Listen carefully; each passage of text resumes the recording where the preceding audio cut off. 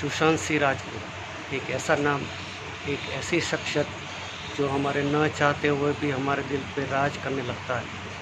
उसकी मुस्कान हमारे दिल पे छा जाती है। अचानक ये आत्मा अपने शरीर को छोड़ करके परम धाम के रास्ते पे मुड़ जाती है, चली जाती है। तो ऐसे समय पे हम सब मिल करके उस दिवंगत आत्मा को चिर शांति प्रदान करते हैं। पुलिस तहकीकात कर रही है कि मर्डर है कि सुसाइड है, और अभी फ़िलहाल जो भी सबूत हाथ में आए हैं पुलिस के, उसके आधार पे पुलिस ये मान के चल रही है कि सुसाइड है। पिछले 6 महीने से सुशांत डिप्रेशन में थे, अपने आप को अलग कर लिया था, दुनिया से कम मिलते थे और डिप्रेशन के शिकार होने के कारण उन्होंने सुसाइड किया है, ऐसा मान करके पुलिस चल रही है। और हमें भी ऐसा ही मान के अभी थोड़ा रिसर्च करना चाहिए। मैंने भी थोड़ा रिसर्च किया है और इसलिए मैंने थोड़ा सा क्लू मेरे को जो समझ में आया है वो मैं आपके साथ शेयर कर रहा हूँ। ये मेरा पर्सनल अनुमान है, ऐसा नहीं कि मैं दावा कर रहा हूँ कि यही है। पर चूँकि अहमदाबाद के अंदर 2005-2006 के अंदर मैंने न्यूरोवेव नर्वस मैनेजमेंट का कोई क्लिनिक खोला था और इसमें डिप्रेशन के और सुसाइड के बहुत सारे केसों को मैंने ट्रीट किया था, और इसीलिए मुझे इसमें बहुत ही डीप अनुभव है। उस डीप अनुभव को आधार बना के मैं आपसे कुछ शेयर कर रहा हूँ कि सुशांत के साथ क्या हुआ हो सकता है। दोस्तों, सुसाइड के 4-5 केस ऐसे मेरे पास आए थे। एक मुसलमान का लड़का था, उसने अपने शरीर पे केरोसिन छांट दिया था और इसके बाद आग लगाने से पहले इनके रिश्तेदार उनको मेरे पास ले आए थे। एक बुजुर्ग व्यक्ति 65 साल का, वो अचानक कोई भी ट्रेन के अंदर बैठ जाता था और कोई भी जगह चला जाता था। जैसे कि अहमदाबाद से चलो वो ट्रेन में बैठ गया बेंगलोर ट्रेन से उतर के कोई बस दिखी तो बस में बैठ गया कलकत्ता की, कलकत्ता से कोई दूसरी ट्रेन में लगेज में कैसे भी बैठ करके वो चला जाता था जम्मू कश्मीर। जो भी ट्रेन जो भी बस उसके सामने आती थी, टिकट तो लेना नहीं था क्योंकि टिकट चेकर आएगा तो कोई जवाब दे नहीं सकता था, तो सब समझ जाते थे ये तो अर्ध पागल जैसा है और उससे टिकट तो लेना नहीं, ना पुलिस उसको कुछ कर पाती थी। तो ऐसा बुजुर्ग व्यक्ति भी था जो एक बार अहमदाबाद के 11 मंजिल का जो मकान इसके टेरेस पे भी चढ़ गया था, वहाँ से पकड़ के नीचे उतारे थे। कुछ ऐसी एक बहन भी आई थी जिसने थर्मोमीटर में से मर्क्यूरी को निकाल के निगल लिया था और फिर ट्रैक्टोटॉमी करके वीएस हॉस्पिटल के अंदर से मर्क्यूरी निकाल के उसको बचा दिया गया, तो उसको भी मेरे पास ले आए थे।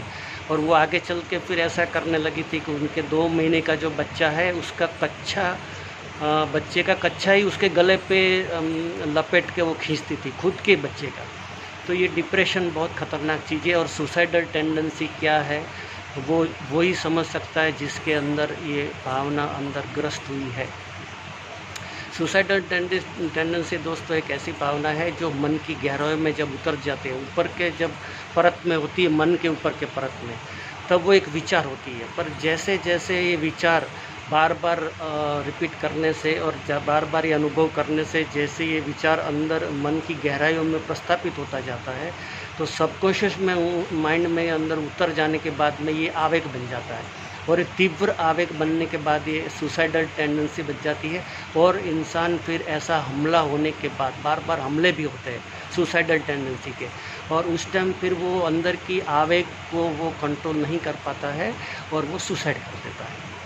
तो ऐसा ही रिसर्च जो मैंने एक सुशांत के लिए भी थोड़ा सा किया है, तो मैं आपसे एक शेयर कर रहा हूँ कि क्या हुआ होगा सुशांत के साथ।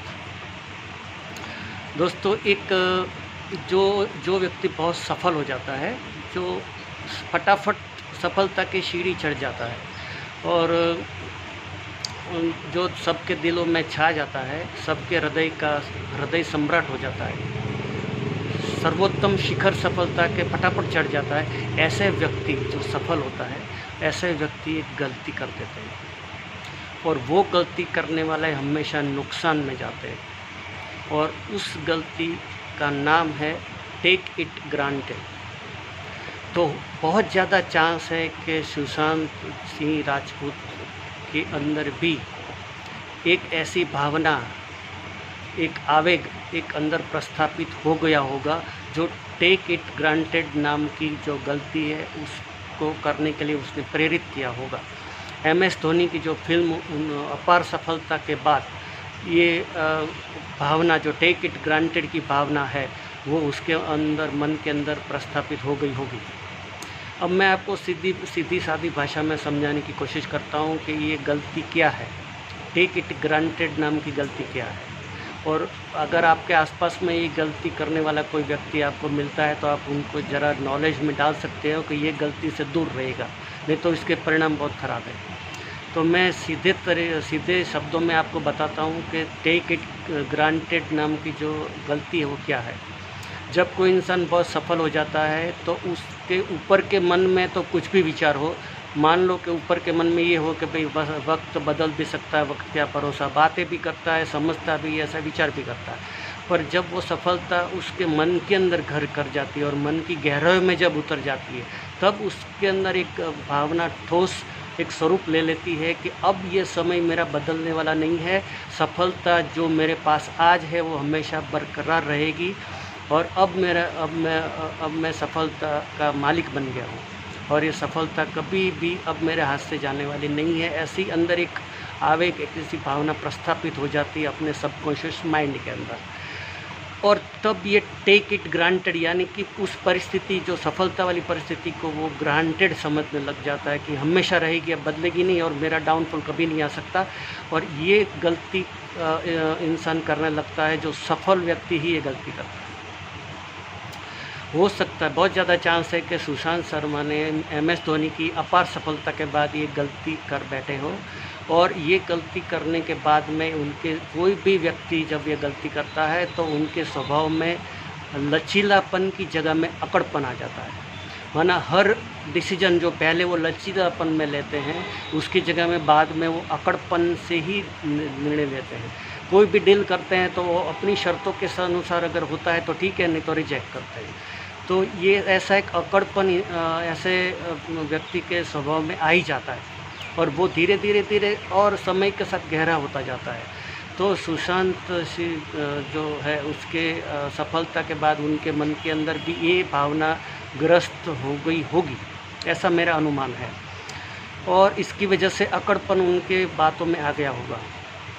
अब जब अकड़पन आ जाता है तो रिश्ते भी थोड़े थोड़े डामाडोल होने लगते हैं, और एक बड़ा जो कैंप है उन्होंने कुछ ऑफ़र भेजी थी, ऐसा कुछ खबर निकल के आई है कि बड़े कैंप ने उनको ऑफ़र भेजी थी जो उन्होंने इस अकड़पन के कारण रिजेक्ट कर दी थी, और वो बड़े कैंप है उनको ये दिल में लग गया। और आजकल आपको मालूम है कि लोग चेहरे याद रखते हैं, अगर किसी का अपमान आपने किया है तो आप भूल जाएंगे, पर वो जिसका अपमान हुआ है वो आपके चेहरे को ज़िंदगी भर याद रखता है और 20 साल बाद भी भूलता नहीं है। दोस्तों, मेरे को इतना बिल्कुल पता है कि हर भावनाएं वक्त के साथ कमज़ोर होती है, पर सिर्फ एक ही भावना ऐसी है कि जो वक्त के साथ एकदम तीखी होती चलती है, एकदम जुनून का स्वरूप लेके चलती है, और वो है बदले की भावना। धीरे धीरे नासुर बन जाती है वक्त के साथ में। तो ये जो बड़ा कैंप है जिनका प्रस्ताव सुशांत ने रिजेक्ट किया था, तो उनका सुशांत का चेहरा भी उन्होंने याद रखा, और उनकी जो भी 7 फिल्मों की जो ऑफ़र थी उनको कैसे भी वो कैंसिल करवाने में वो कामयाब हो गए। तो एक तरफ से क्या होता है कि फिल्में जो मिली थी वो भी चली गई।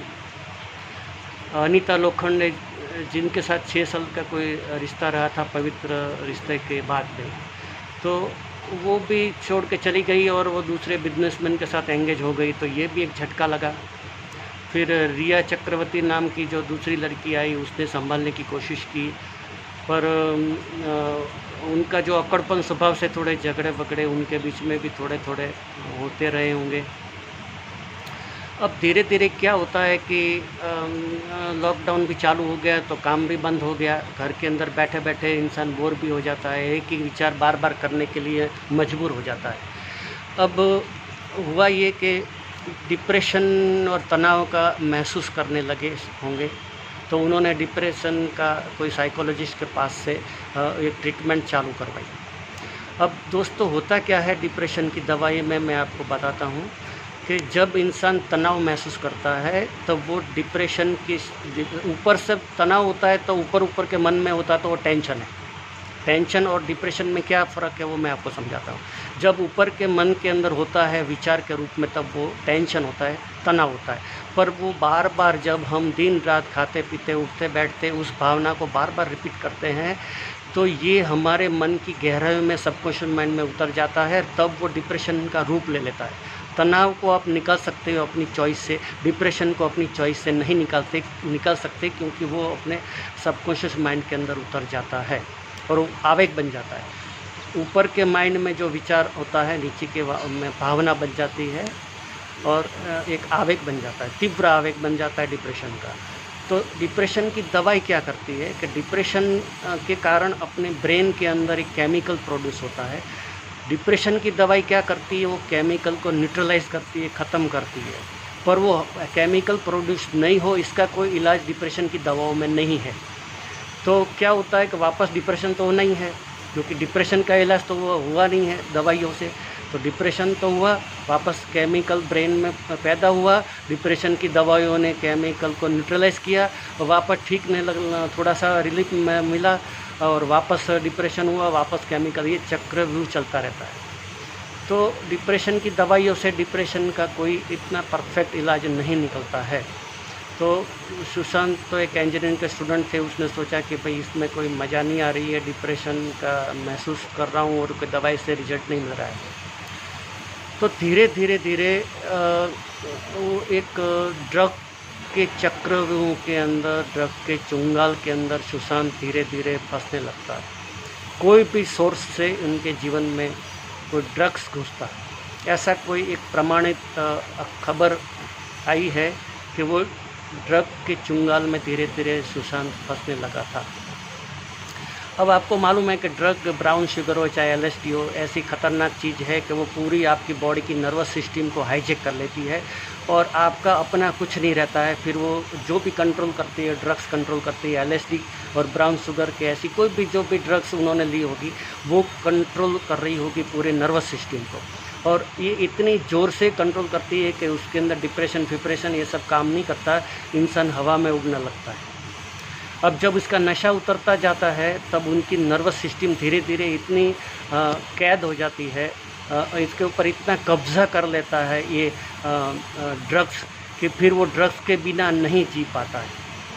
और अगर ड्रग्स नहीं मिलता है तो जैसे 100 बिच्छू एक साथ काट रहे हो, ऐसी नर्वस सिस्टम के अंदर ऐसा ज़बरदस्त एक चिड़चिड़ापन या एक अलग सी फीलिंग्स आती है कि जैसे सैकड़ों बिच्छू ने काट लिया हो और वो बिना ड्रग रह नहीं सकता है। तो सुशांत के जीवन में ड्रग्स ने एंट्री ले ली और इसके बाद में लॉकडाउन चालू हो गया और बॉम्बे में केस बढ़ने लगे, घर से कोई बाल नहीं निकल सकते थे और इसलिए ड्रग्स उनके हाथ में अवेलेबल नहीं हो पा रहा था। तो ड्रग्स नहीं मिलने के कारण वो ज़्यादा तकलीफ़ महसूस करने लगे, अपने आप को कंट्रोल से बाहर महसूस करने लगे। और यह चक्रवर्ती को भी मालूम पड़ा होगा कि भाई जिस व्यक्ति के साथ में मैं ज़िंदगी जीने का प्लान बनाए रही हूँ वो तो एक ड्रग्स के चुंगाल में फंसता जा रहा है। तो उसके बीच में भी अनबनाव कुछ जो बनता होगा, ऐसा दोनों के तनाव आ गया होगा रिश्तों में भी, और वो भी सोच रही होगी मैं भी छोड़ दूँ अभी जल्दी। तो एक तरफ से अनीता लोखंडे भी चली गई, एक तरफ से फिल्म में चली गई, एक तरफ से डिप्रेशन का शिकार हो गए, दवाई कुछ काम नहीं कर रही थी, ड्रग्स के चुंगल में फंस गए। रिया चक्रवर्ती भी चली जा रही है, घर में लॉकडाउन है, कोई काम धंधा नहीं है, एक ही विचार करने के लिए मजबूर हो जाता है इंसान। तो धीरे धीरे ये ड्रग्स के चुंगल में ऐसे फंस गए और ड्रग्स मिल नहीं रहा था तो उनकी नर्वस सिस्टम बेकाबू हो गई और आखिर में उन्होंने एक ख़तरनाक फैसला ले लिया कि पंखे पे लटक गए। तो दोस्तों मैंने भी बहुत लोगों को फ्री में सेवा करी है डिप्रेशन के मरीज़ों को डिप्रेशन में से बाहर निकालने की, और आपको भी मैं एक रिक्वेस्ट करता हूं कि आपके आसपास में कोई अगर ऐसा व्यक्ति हो कि जो डिप्रेशन के शिकार बनता जा रहा हो तो उसको ज़रा इसका संपर्क करके उसके मन में से भावना निकालने की कोशिश करना। और ये किताब जो है जो मुझे मालूम है कि बहुत अच्छी है, और जो किताब पढ़ने से अंदर की भावनाओं में एक मजबूती आ जाती है। और ये किताब का नाम है, मैं शेयर करता हूँ आपसे। ये किताब है tough times never last but tough people do, और रॉबर्ट शूलर है उसका जो ऑथर है। तो ये किताब है जो मैं आप रेकमेंड करता हूँ कि ये डिप्रेशन वाले व्यक्ति को पढ़ने के लिए ज़रूर देना। तो हो सकता मौत से वो इंसान बच जाए या बर्बादी से बच जाए, और हमारा ये दिव्य एक कर्तव्य गिना जाए।